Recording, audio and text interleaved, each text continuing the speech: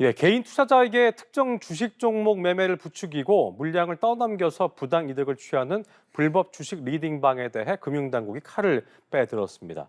한편 엔달러 환율이 심리적 저항선이라 할 수 있는 달러당 150엔에 바짝 다가서면서 제2의 아시아발 외환 위기 가능성도 제기되고 있는 상황인데요. 우리 경제에 미치게 될 여파는 어떻게 될지 김광석 한양대학교 겸임 교수와 함께 짚어보겠습니다. 어서 오십시오. 네, 안녕하세요. 예, 자 먼저 주식 리딩방 얘기 좀 해볼게요. 금감원이 칼을 드디어 빼들었습니다. 네.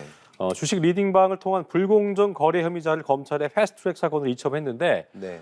금감원이 규제 칼날을 빼들게 한 이 불법 리딩방 많은 분들이 뭐 아시고 계실 수 있겠습니다만 네네. 실체부터 어떤 건지 확인을 해보죠. 실제는 기본적으로 이 주식 리딩방을 운영하고 있는 운영자가 주로 이제 외부 세력과 결탁을 합니다.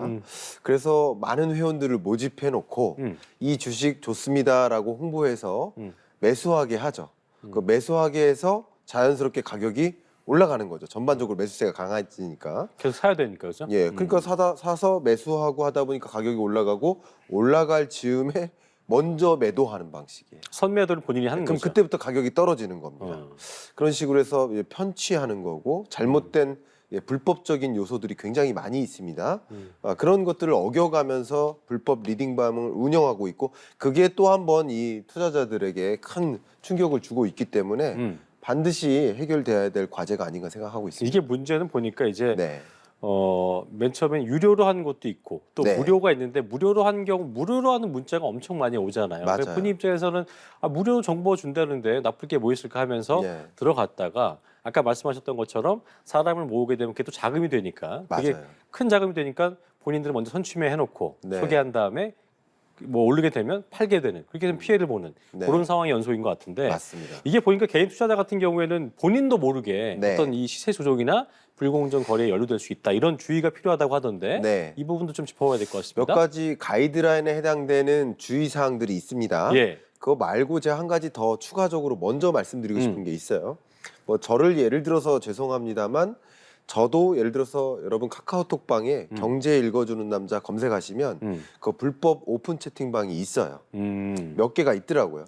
그리고 이것을 교수님께서 지워달라고 만드신 게 아니시고 제가 만들 리는 없죠. 없고. 제가 불법 리딩을 주식을 뭐 리딩하는 뭐 리딩 투자방 뭐 이런 거 운영할 필요가 없습니다. 그렇죠. 그리고 저 말고도 많은 인플루언서들이라든가 아니면 금융계 여러 전문가들 이분들도 그분들의 이름을 살려서 불법으로 운영하는 리딩방 이거부터가 잘못이에요. 그런 문자 많이 와요. 왜냐면- 여기 되게 유명한 데인데 하면서 오는 그런 문자들. 이미 지식재산권을 침해한 거예요. 그렇죠. 이미부터 상표권을 침해한 거예요. 예. 그러니까 그것뿐만 아니라 그것을 이제 없애달라고 얘기를 해도 또 생겨나고 또 생겨나니까 문제인 거예요. 그래서 여러분들이 많이 생각하시는 그런 유튜브에서 유명한 그런 사람들, 또 유튜브 채널들을 운영하는 사람들, 그 채널명이랑 그런 것과 흡사하게 또 다른 채널을 만들거나 아니면 유튜브 혹은 또 카카오톡에 이 오픈 채팅방을 운영하거나 그런 것부터 좀 주의하실 필요가 있겠다. 그렇군요. 그런 사람들이 소위 그런 뭐 전문가나 인플루언서나 이런 분들이 굳이 주식 리딩방을 만들지 않습니다. 그러니까 그것을 먼저 강조해서 설명드리고 싶고요. 예. 두 번째인데요. 선매매 가능성. 이거 굉장히 중요하죠. 앞에 말씀드렸던 것처럼 이 리딩방의 성격이 운영자가 가격을 올려놓고 먼저 파는 겁니다. 그래서 가격을 올려서 먼저 팔 가능성이 있다라는 것을 먼저 생각해보고 리딩방을 활용하실 것이라면 활용하셔야 되겠다 이렇게 생각을 하고 있고요.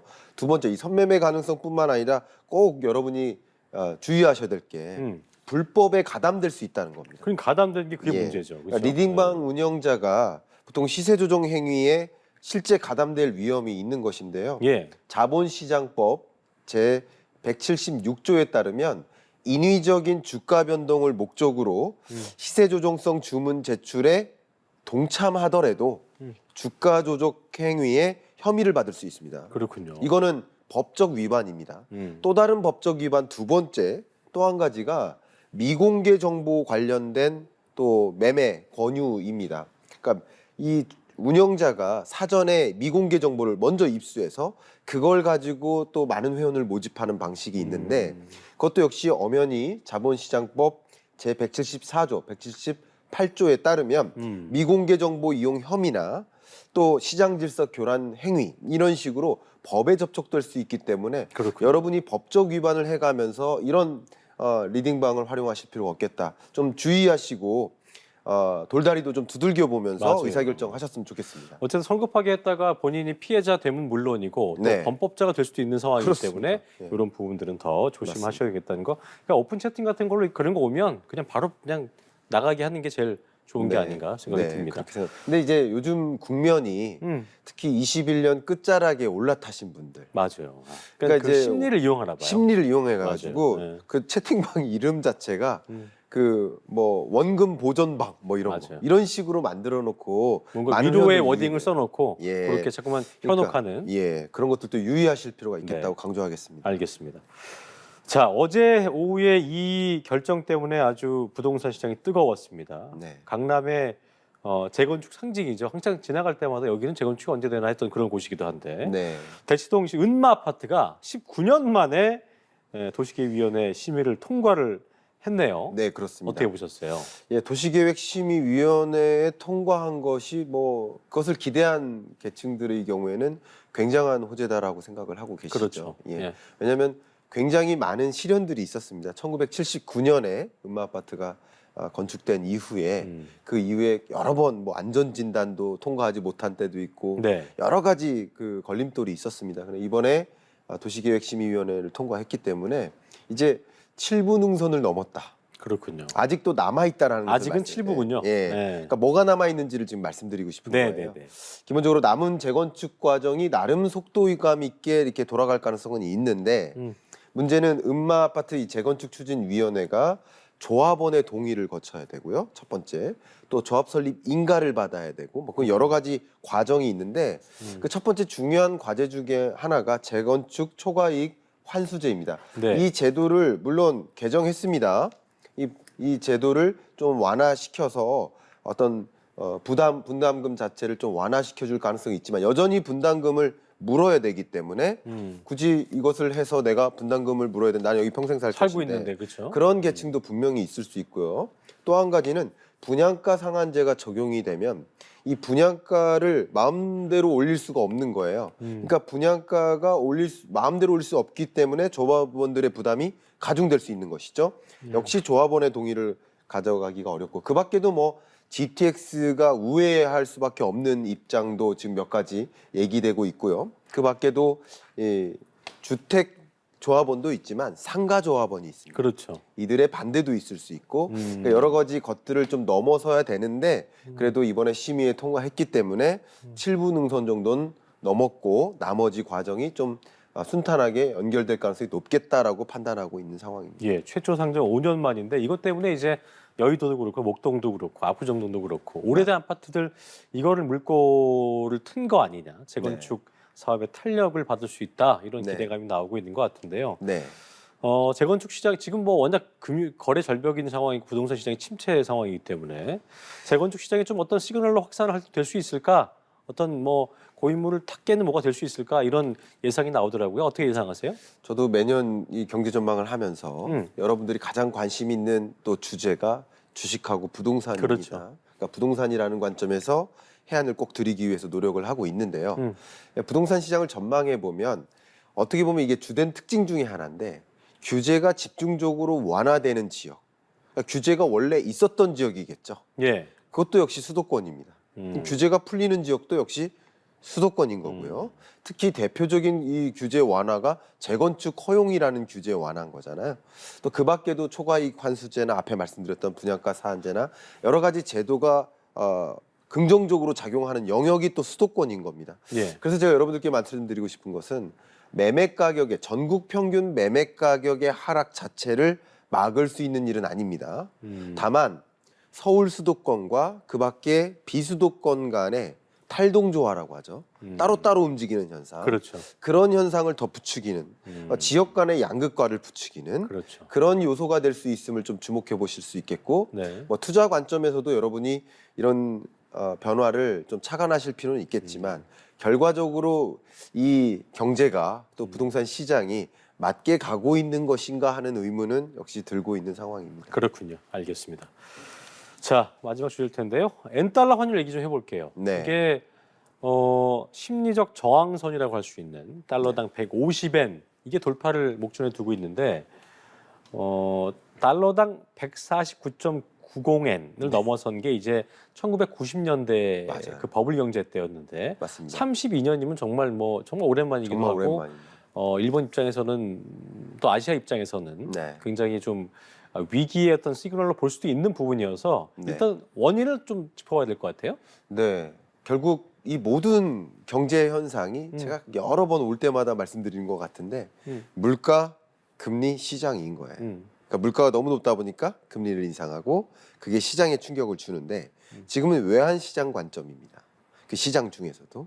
그러니까 미국의 금리 인상 속도가 굉장히 가파른데 그 밖에 다른 나라들은 그 정도의 속도를 못 올려요. 그러니까 이 환율이라는 것은 그 나라 통화와 다른 나라 통화 간의 교환 비율이기 때문에 상대국의 통화 가치가 강해지면 금리 인상 속도가 강해지면 상대적으로 통화 가치가 벌어질 수밖에 없는 그렇죠. 겁니다. 그런데 일본 같은 경우는 일본은 왜 유독 더 그런 거예요? 일본은 금리를 계속 동결하고 있습니다. 왜냐하면 앞에 말씀드렸던 물가라는 숙제가 없기 때문입니다. 이게 왜 없냐면 좀 재밌는 현상인데요. 일본 같은 경우는 여러분 잘 아시다시피 잃어버린 30년, 잃어버린 40년. 그러니까 디플레이션이 우려됐던 나라예요. 그렇죠. 마이너스 물가. 물가가 너무 낮아서 그 소용돌이에서 빠져나올 수 없는 경제였어요.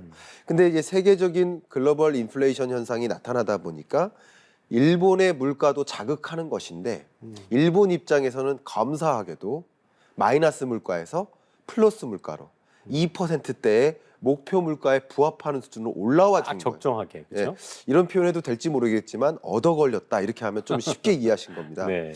그런 과정이기 때문에 일본 입장에서 금리를 인상할 필요가 급할 게 없는 상황. 금리 인상할 이유가 전혀 없습니다. 다만 한 가지 걱정인 것이 이 강달러인 거죠. 엔화 가치가 너무 떨어지고 강한 달러이다 보니까 그게 걱정인 것이고 그걸 막기 위해서 미세 조정, 그러니까 달러를 매도한다든가 구두 개입한다든가 하는데 사실 제가 지난번에도 말씀드렸지만 이런 미세 조정과 관련된 구두 개입, 또 직접 개입 개입이 이것이 미국의 개입과 같이 맞물리면 아무 의미가 없다. 그렇죠. 연방준비은행 총재들이 여러 명이고 그들이 다 FOMC 위원들인데 그분들이 여러 포럼에 가서 매파적인 발언을 계속하고 있습니다. 과연 이게 누구의 구두 개입이 먹히겠습니까? 그러니까 이런 것들은 일시적으로 어떻게 보면 엔화 가치의 큰 폭의 절하를 막을 수는 있겠지만 피벗이라고 하죠. 강달러를 약달러로 막을 수는 없는 거예요. 그렇죠. 그런 과정이기 때문에 지금 엔화 가치가 계속 떨어지고 있는 그런 상황이라고 생각해 볼 수 있겠습니다. 그렇군요. 엔화 약세가 어쨌든 이게 결국 원화에도 영향을 줄 수 있을 것이다. 네. 그리고 파장도 줄 수 있을 것이다 예상이 있는데 네. 사실 엔화 약세라는 게 이제 그동안 한국 수출의 악재로 여겨졌었기 때문에 네. 장단기적으로 봤을 때 우리 경제에 어떤 영향을 줄 것인가에 대해서도 저희 고민을 해봐야 될 것 같아요. 너무 중요한 말씀입니다. 돈의 가치의 변화는 돈의 이동을 부추기는 거예요. 여러분 항상 코끼리 뒷다리를 잡고 계시면서 뭐 이렇게 코끼리 발을 지켜보지 마시고 산 정상에 올라가서 수십 마리 코끼리의 횡단을 보셨으면 좋겠다. 이 말씀을 제가 강조해서 드리는 건데요. 돈의 이동을 보십시오. 결국 미국 돈의 가치가 강해지는 만큼 그만큼 달러에 투자하는 사람들이 많은 거예요. 그래서 달러 가치가 강한 겁니다. 그렇게 생각하시면 한 가지 좋겠고요. 그게 금리가 그 돈의 이동을 만드는 거라고 볼 수 있겠죠. 그런 것처럼 일본 엔화 그리고 중국의 위안화 이 두 개국의 통화 가치가 어떻게 보면 아시아 통화국 통화 가치를 절대적으로 기여하는 역할을 하겠죠. 근데 이들 통화 가치가 떨어지니까 일본으로부터도 자금 유출이 야기되고는 있지만 아시아 시장으로부터 자금 유출이 같이 동시에 일어나고 있는 거예요. 그럴 수 있겠네요. 좀 어려운 표현인데 재밌는 표현이기도 하고 테킬라 효과라고 합니다. 테킬라. 예, 1994년에 당시 멕시코에서 외환 위기 가능성이 점증됐고 실제 위기가 처했는데 이게 테킬라가 멕시코 술입니다. 선인장으로 만든 테킬라라고 하죠. 네, 그게 이제 원어는 이제 테킬라인데요. 맞아요. 이 테킬라가 마치 술에 취해서 다른 나라들도 전이 되듯이 외국인 투자자들이 멕시코로부터만 자금 유출을 하는 것이 아니라 그 주변 국가들로부터도 같이 그것이 가장 중요한 어떻게 보면 외환 위기 가능성을 점증시키는 과제가 되고 있지 않나 이런 생각을 해보고요. 그런 것들이 지금 한국 경제 입장에서도 중국은 금리를 계속 뭐 인하하거나 일본은 동결하는 거예요. 여건이 다른 겁니다. 근데 우리나라는 금리 인상하니까 그나마 이제 강달러를 막을 수 있지만 이런 외환 시장의 변동성이라든가 외국인 자금 유출은 계속 여러분들의 고충을 가혹하게 만드는 그런 여건이고, 마지막으로 한 가지는 일본의 수출 품목과 우리나라의 수출 품목이 유사합니다. 우리나라도 자동차, 그렇죠. 일본도 자동차. 맞아요. 수출 경합도가 높기 때문에 엔화 가치가 이렇게 떨어지면 우리나라는 수출하기가 불릴 수밖에 더 힘들어집니다. 없겠네요. 그러니까 여러 가지 악조건이 계속 가중된다, 이렇게 해석할 수 있겠습니다. 알겠습니다. 상황을 좀 지켜봐야겠네요. 지금까지 경제읽기 김광석 한양대 겸임 교수와 함께 짚어봤습니다. 오늘 말씀 고맙습니다. 감사합니다. 예.